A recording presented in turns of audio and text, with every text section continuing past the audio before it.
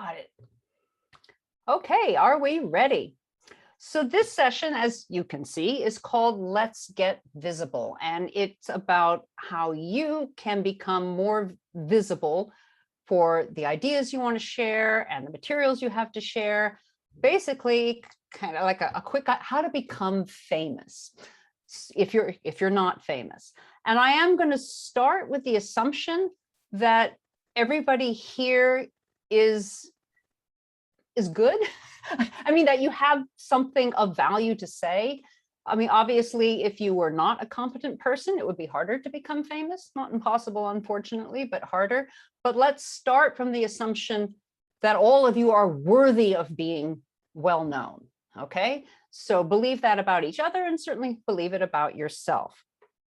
So how do you get from where you are now to a bigger platform? That's what we're going to be talking about.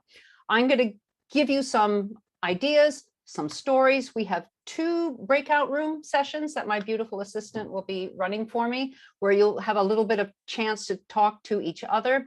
When I run this session live, I ask people to take physical notes for themselves. You're like making your own action plan.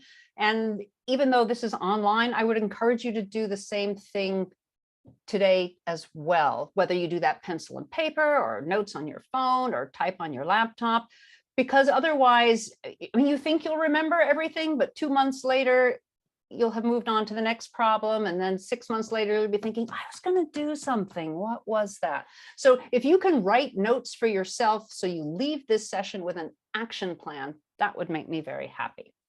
Okay, let's get going. And my slide's not advancing. There we go.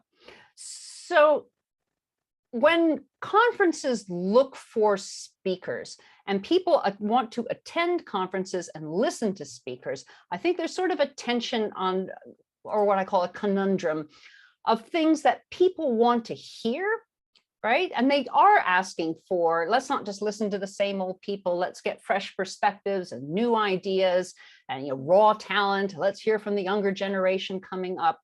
And yet conference organizers have to basically have people who that they know are good and also well known, because that's what attracts the audience. So if we want to hear, underrepresented voices and new points of view, but conferences also need to have people that they know are good, who have wide scale appeal, how do we balance those? And the good news for you is that those things like a proven track record and demonstrated quality and wide scale appeal, you can do without being well known. You can amass that evidence. And that's what we're going to be talking about today. That then moves you up to position yourself to becoming a well-known name. But if you have a track record and demonstrated quality, people will respond to you whether you are quote unquote famous or not. So I'm going to give you some anecdotes, some stories from my life, some examples. It's certainly not the only way to professionally develop. It's a way. And I'm not saying there's no other way to achieve a goal, but I'm just going to talk to you about what I know. So I'm going to talk first about specifically my own life, not as something to imitate, but I want to be able to come back to this story with examples later. So I was at a TESOL conference once, and a co-author of mine asked me, where did you come from? And I said, well, I was born in California. And she said, no, I mean professionally. She said, really? 1 year you were nowhere, nobody had heard of you. And the next year, you were everywhere. You were doing everything and going everywhere, and everybody knew you. Where did you come from? And I know the answer to that. So I told her, as I'm going to tell you, I think I came from Henry Whittowson, who certainly at the time I launched myself was maybe the world's most famous living linguist. So let me tell you how Henry helped my career, or how I helped Henry help my career. I had an idea for some years that what conferences needed was more humor. I think our whole profession needs more humor, but that's a side talk. But specifically conferences, and specifically keynote and plenary addresses. I thought, you know what, we should have stand-up comedy. that is making important points, but as that is entertaining. Everybody goes to the plenaries. Wouldn't it be nice if we could listen to something entertaining and, you know, a different sort of presentation? But I did also realize that if I wanted to do this myself and I was not famous or known, that no conference would ever do this for me. So I thought, well, the thing to do is to find a famous person and do something together with them. So I set out on a quest to find a famous person. Henry was my second one. The first one I found, I'm not going to drop his name because I think some of you probably know him, and you know, I don't want to embarrass him. But I met him at a publisher party, and you know, some alcohol was flowing, and I told him my comedy idea, and he said, "That's fantastic. I'm a conference chair. I'll absolutely put you on. We can do something." And I thought, yes, this is great. I ran into him the next day. We were just passing in the hall, and he looked at me, but it was clear he didn't recognize me. A sort of, I know that woman from somewhere. Who is she? And at that point, I was too embarrassed to accost him again. So I thought, okay, next time I've got to do it better. Another year at a TESOL conference, I was at the Oxford University Press booth, and they decided to have a reception for all the Oxford University Press authors. Henry is one of the OUP authors of linguistics texts. I had written The Teacher's Guide to Business Venture, which, so I was like the lowest you could be and still technically be an author, and Henry was probably the highest. But British people, I think, are, because they are somewhat class conscious, like to do this thing where they demonstrate how they are not class conscious. So my editor at one point caught my eye and said, "Dorothy, you must meet Henry Whittowson." And I thought, yes, I must. So I met Henry Whittowson, and I pitched my comedic plenary idea to him, and he said he was interested. He says, yes, you could make many important points through humor. Excellent. So the next day I found him again when we were all not having a glass of champagne. He was still interested. That was my important second step.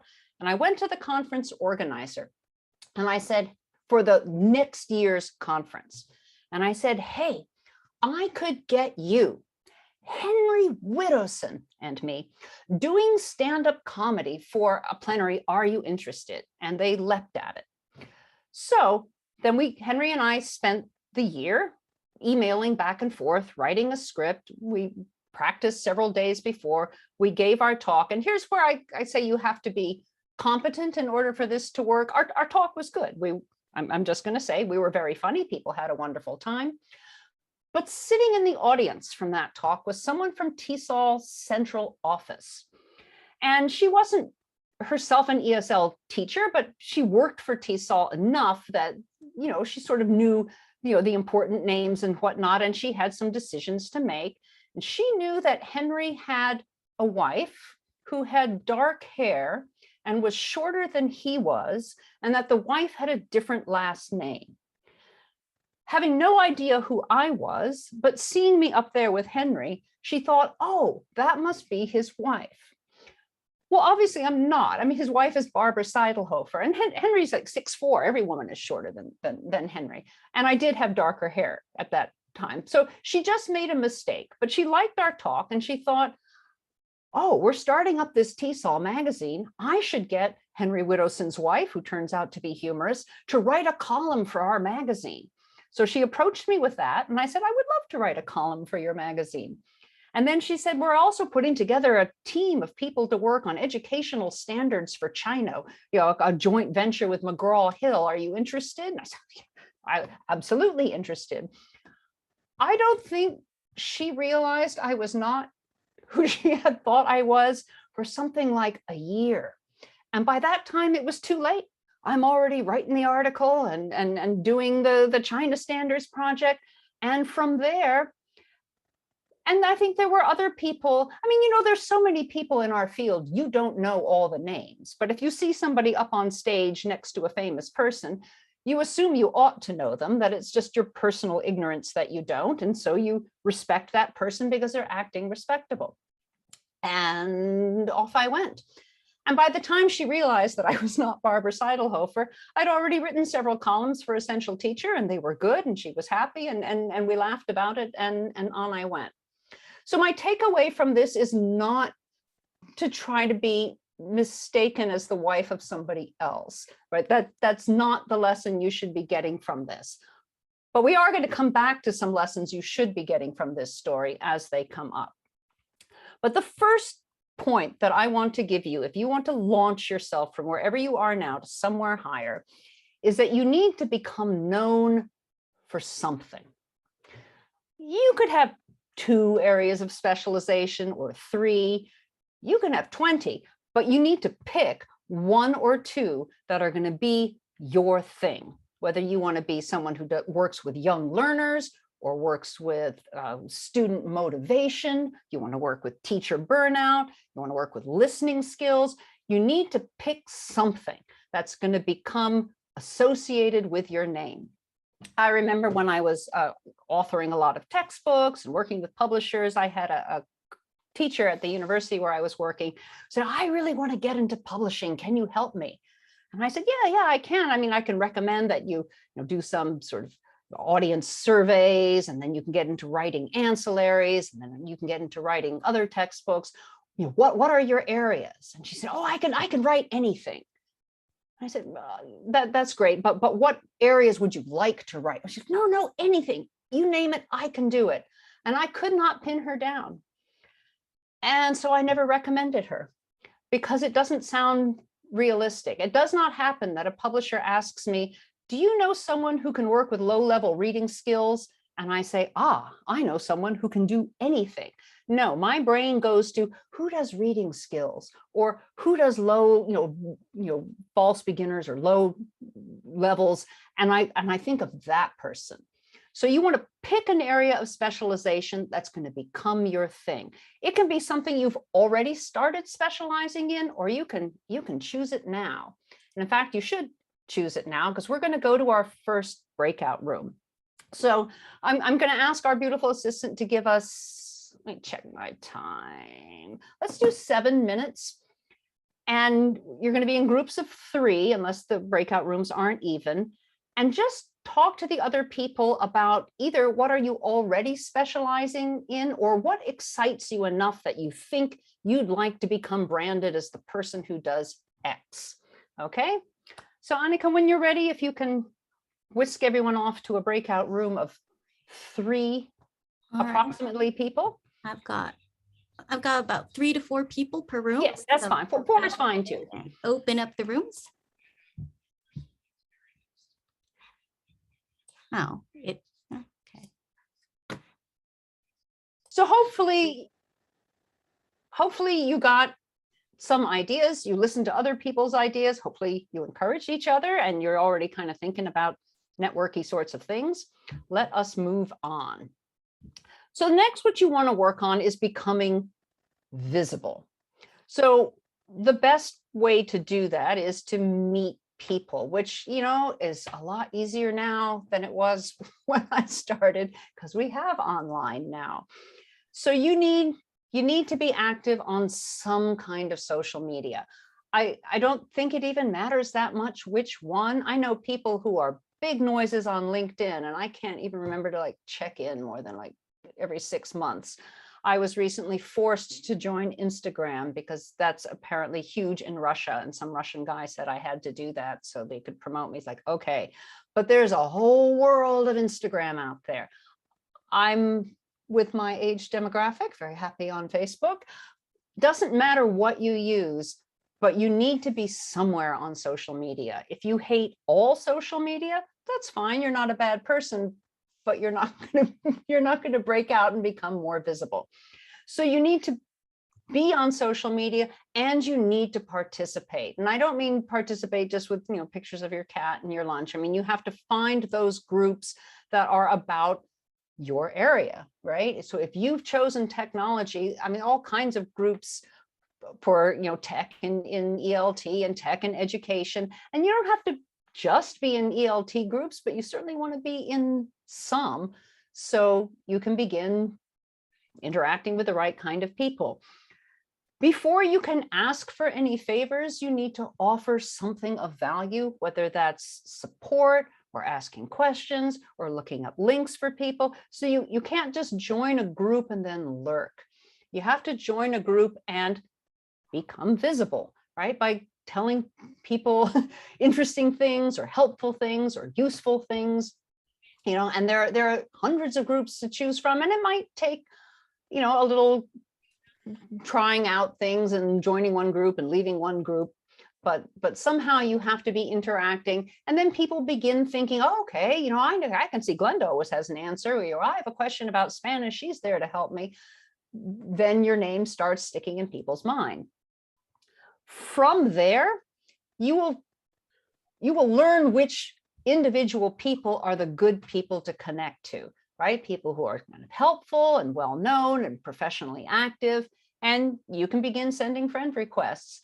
And I think if you're in the same group and you've offered something of value, even if you send a cold call friend request on Facebook to somebody who has not met you in person, if they're professionally active on social media, they will probably accept, right?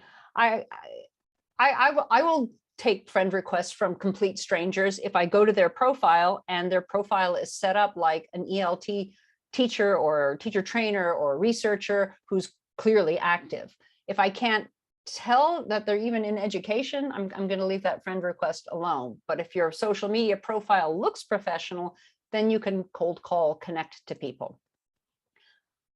Absolutely join your country's professional organizations. You can look at international organizations because that's where you're going to start breaking into presenting and interacting more with people.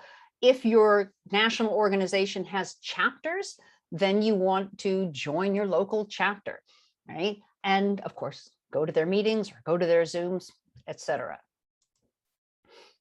Then you also want to attend conferences. And I assume because you're attending this conference that is something you're already willing to do. And these days, a lot of online conferences are still free to attend or free to present at. So you're no longer limited by the price of an airline ticket or geography. So it's actually easier to attend conferences these days. Then you need to create a body of evidence, so that if somebody has never heard of you, they can go looking for you and they can find what you do. So every association, which, from the previous slide you just joined, if you weren't already joined, they have newsletters and articles. And I know, because I know a lot of these editors, they're hungry for content. IATEFL Voices, huge platform. They're always looking for articles. If your national organization is an IATEFL affiliate, you are eligible to write for IATEFL Voices, and then you have a huge platform. So if you write an article, particularly if it's for something online, bim, you have a link. Now you have some evidence. If you can't get published in that way, or in addition, keep a blog. And I know, you see all these articles and nobody reads blogs anymore. Doesn't matter. In a way, if you have a blog, then you have some evidence. You have an article, you have something you wrote, you have a video, you have, so you can create your own body of evidence even without someone external deciding to publish you. It's great these days to have video evidence. It's also nice to have like a short video. If you're not comfortable doing a video, uploading it to YouTube and putting that on your own website or blog, I would suggest you check out EFL Talks. The address there is efltalks.com. It's run by Rob Howard, friendliest guy on the planet. Tell him I sent you. Rob takes talks, topic of your choice, 10 minutes, 10 slides. So if you have anything you could say in 10 minutes, Rob will be happy to record your talk for you and put it on his website. And when he started EFL Talks, he went after big name people. So as soon as you join that kind of cohort of talks, your talk is up there next to the talks of a lot of very well-known people. But you also get a link to it. So if someone says, who is that person? You can send them a link, or someone else can send them a link to your talk, which now exists online somewhere.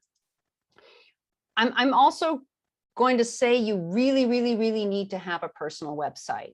I think you need a personal website before you need one.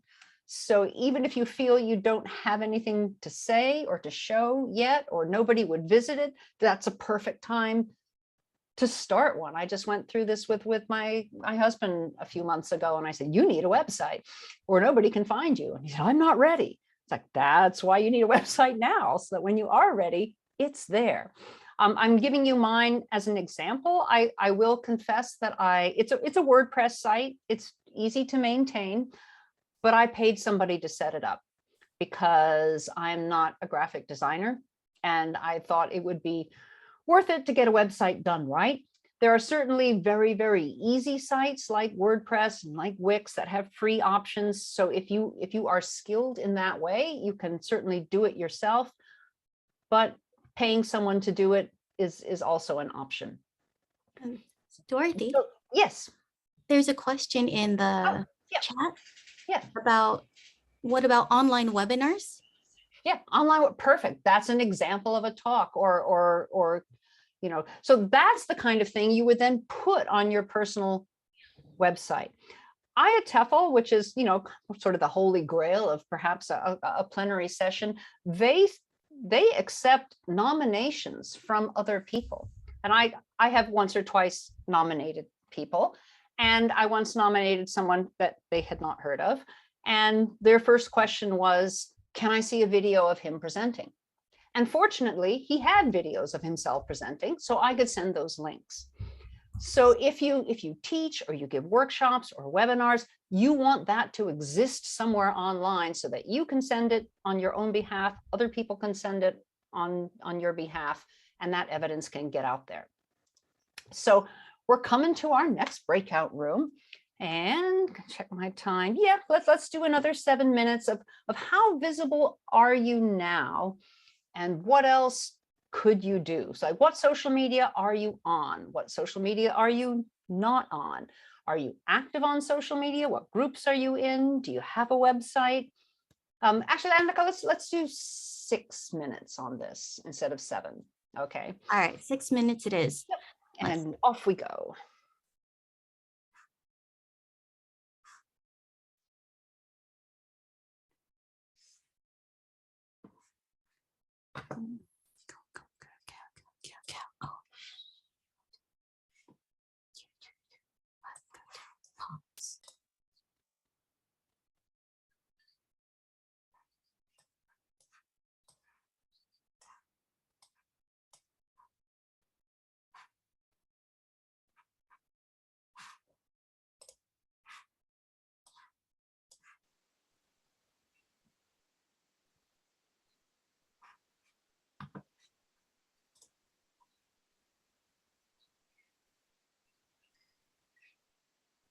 Hey, Annika, how you doing?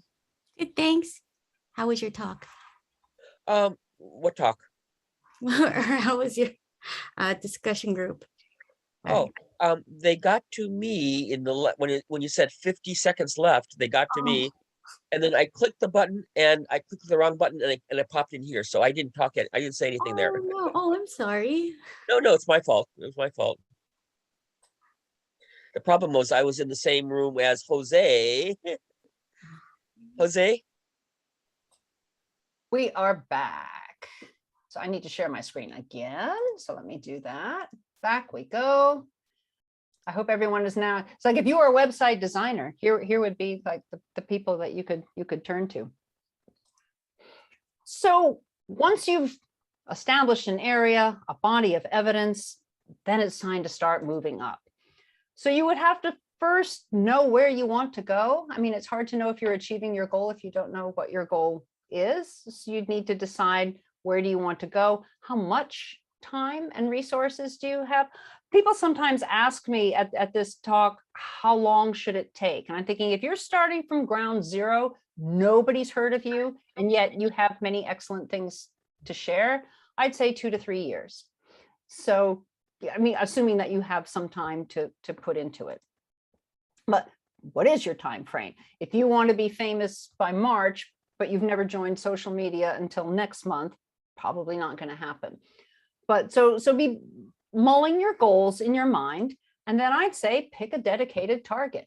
What do you want? What conference do you want to be a KOTESOL plenary speaker? Do you want to be a JALT plenary speaker? Have in mind what you want and then go after that specifically. So if you, this next bit, I'm going to give examples of plenary talks, but I think the same philosophy would hold true if you were trying to become better known as a writer or, in some other way. I'm just going to give you examples of talks. So if you want to think for a more global audience, you need to also begin thinking of kind of global topics. A lot of us start at conferences with very specific, narrow ideas and talk, and those are great conference talks. They're just not great plenary talks, because the people who turn up for an entire conference will be, new teachers, experienced teachers, teachers of, in a university, teachers in a public school, young learners, your private schools, administrators. So you would need a topic that's going to be applicable to everybody, or at least a lot of the people who are going to be sitting in a huge conference audience. So here's some examples of topics that will apply to a lot of people. Moving off the intermediate plateau. We've all had intermediate students, whether you're teaching young learners or high school students or adults, native, non-native speakers, learner resilience, motivation. I sometimes talk about social media or networking. That will apply to everybody. So you want to be mulling over in your head what aspect of my area of specialization would be interesting to anybody, not just the way I do it in my classroom. Then you want to attend your target conference, because it's very hard to pitch yourself to a conference if you don't know what it's like. It's possible, but it's certainly easier if you have been to that conference. And then start presenting at, not at the plenary level, but start presenting on those smaller, more targeted topics. So you're building up a track record with the conference that you want. Then, and here's, I fight with people about this sometime, but I'm going to dig in and say, I think this is okay to go to the conference committee, a year in advance and tell them you are interested. I'm just going to leave this here for you to read as a sample pitch.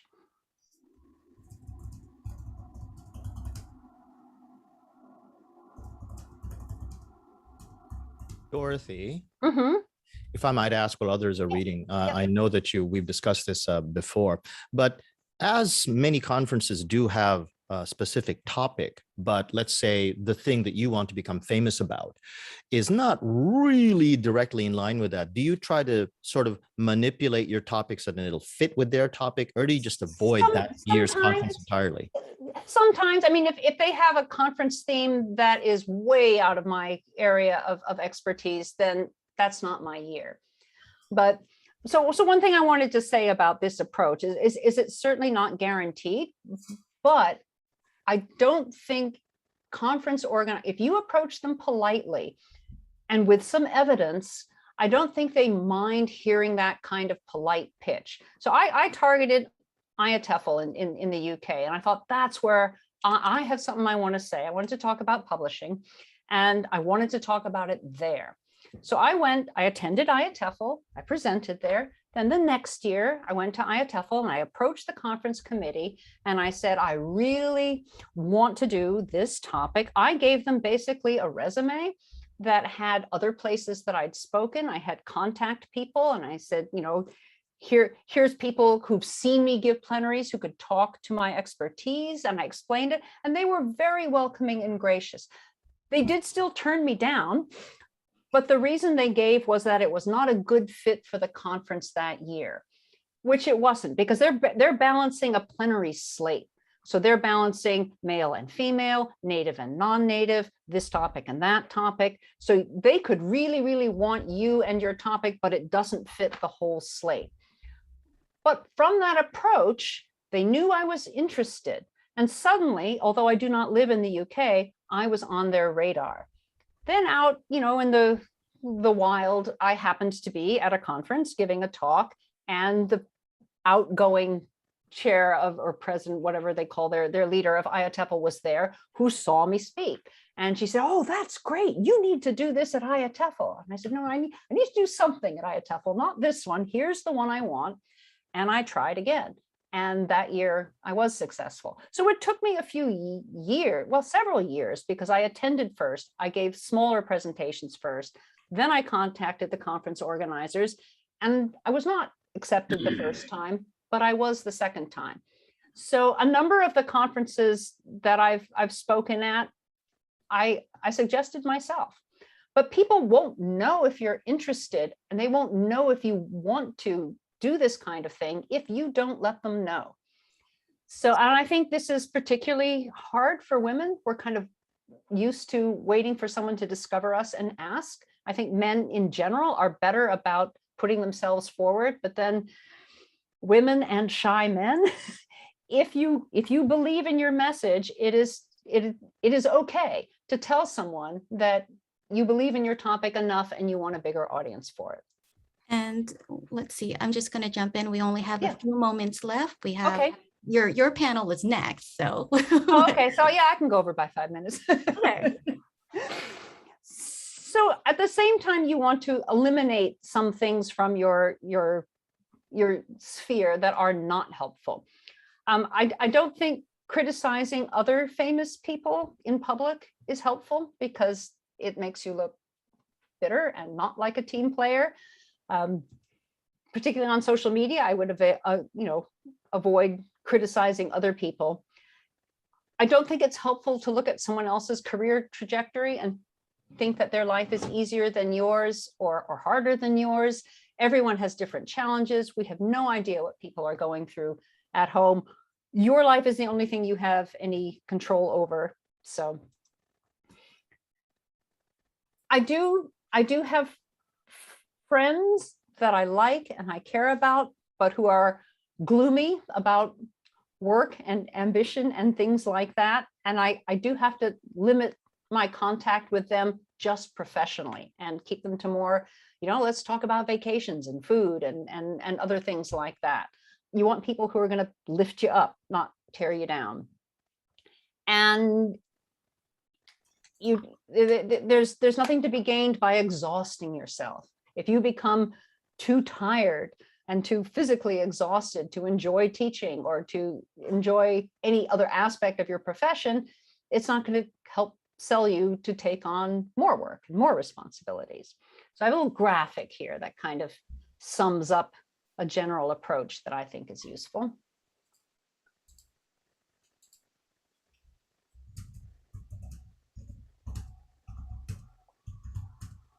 So I will leave that thought with you. I do think it's useful. I think Annika's going to drop this link into the chat if you want to copy it. Very nice article from the IATEFL blog about a woman's journey from non-famous to talking at IATEFL.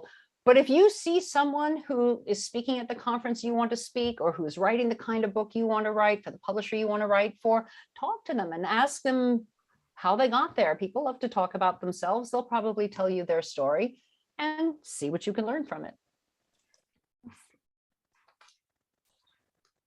It probably will take a few years if you're not well known now to get exactly where you want to go. And you never know when something weird like a pandemic might come along and sort of flatten everybody's plans. But keep going, keep being persistent. I read somewhere that the most productive decade of a person's life is age 60 to 70. And I thought, well, that's interesting. It's like, that might be when you finally know what it is you want to do and you can retire from some of your work stuff.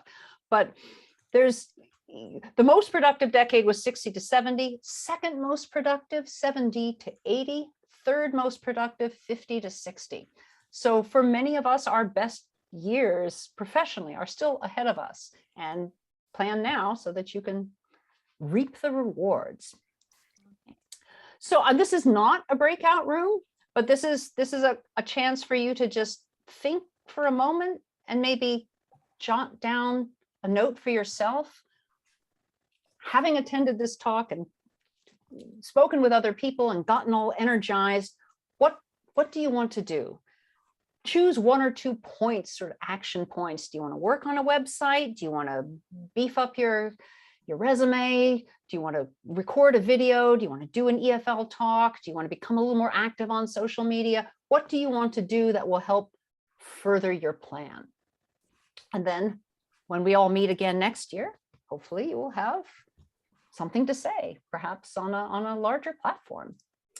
So thank you very much for coming. I don't think we have time for Q&A, but I am on social media. I'm on Facebook, kind of on Instagram, but I don't really get it yet. So maybe don't get me there, but I'm happy to talk to people on Facebook. I do have a contact form on my website, and go, everybody. Go be famous and spread your message. And thank you so much, Dorothy. If you want, I can send you interesting questions that Oh, yeah, we'll yeah. have for you. So I can let you know about them now, or I can let you have them later.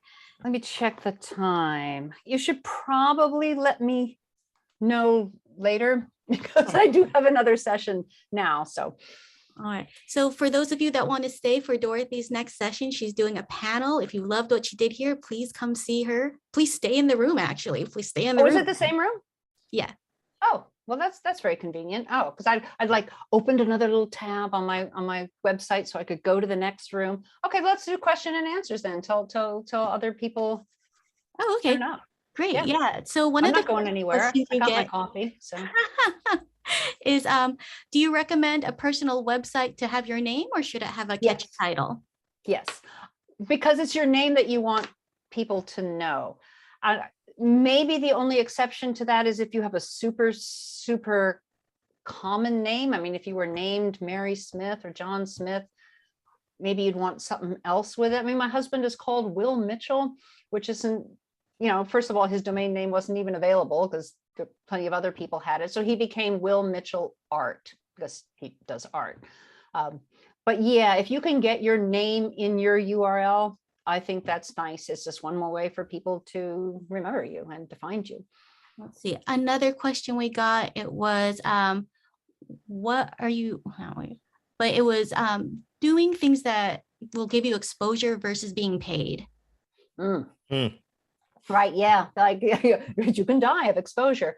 I'm a huge believer in getting paid, but when you're first starting out and you're building a body of evidence, that's when I wouldn't call it exposure. I would call it building a body of evidence.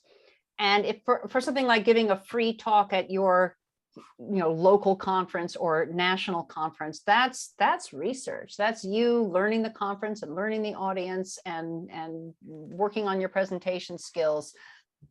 So I think it's okay not to be paid for that. I could do a webinar a day if I accepted every invitation. So I have a new policy for myself, which is I will do one unpaid webinar a year. And once I've done that one, everyone else will have to wait till the next year. Some guy contacted me in June, I think. And I said, I'm sorry, I've already done my one free webinar. And he said, great, can I have 2022? I said, well, okay. And he was very polite. And you know what? I'm doing him a freebie on January 8th for Pakistan. But if you do everything for free, then it's a huge time suck. So, most conferences, if you're a plenary speaker, that is paid. I have occasionally done conferences that paid only airfare, hotel, and food. And in which case, if they cannot also pay a fee, then I ask them to throw in something extra. And what I ask for is for somebody local to take me somewhere local and interesting and show me around. And that's something that any organization can throw together and give to you. So I can say, I will happily take, 2 or 3 hours of sightseeing with a local person from this city instead of a fee, because that's the kind of thing that you would pay for. That to me seems like a fair barter. But if you go to IATEFL or a conference like that, they will pay their plenary speakers. I think TESOL in the US does not. They're probably the only major conference that does not. At TESOL level, that's probably good enough exposure that the exposure actually is worth something. But in general, ask for money. You know, if you're working, once you have a body of evidence and people can see the value of what you're bringing, you know, that's one thing the pandemic has brought us, I think, is so many online talks that people are, I think, pickier as an audience, and they demand more from presenters and presentations. They'd like you to be good and to have something to say. So if you are good and you have something to say, it might be time to start charging for that. All right, I'm going to go ahead and stop the recording for your session. Okay. All that treasure is going to be on the YouTube channel for KOTESOL.